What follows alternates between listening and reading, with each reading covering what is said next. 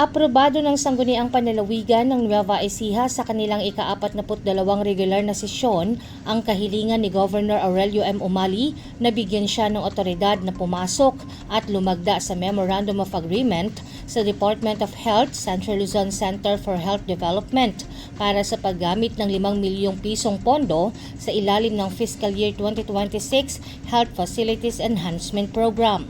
Ayon kay Dr. Joseph L. Navallo, Chief ng San Jose City General Hospital, ang naturang pondo ay gagamitin sa pagbili ng mga kinakailangang medical equipment upang mapalakas ang serbisyong pangkalusugan ng ospital. Ang HME po ng DOH or Hospital Facility Enhancement Program ay meron po nila 5 million na budget para sa procurement ng mga hospital equipment.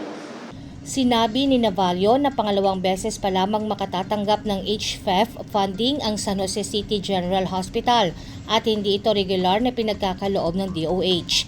Anya, kabilang lamang ang 2 o 3 district hospital sa lalawigan na napili para sa naturang programa ngayong taon.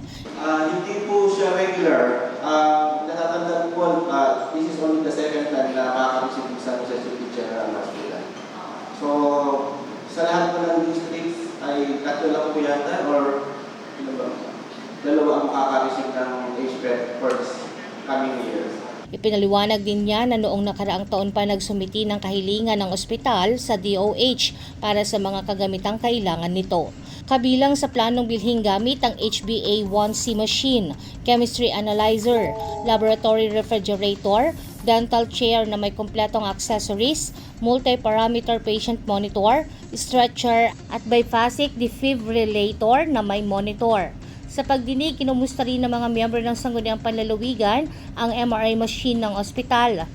Ayon kay Navallo, ganap na itong gumagana bagamat may ilang limitasyon sa mga komplikadong procedure.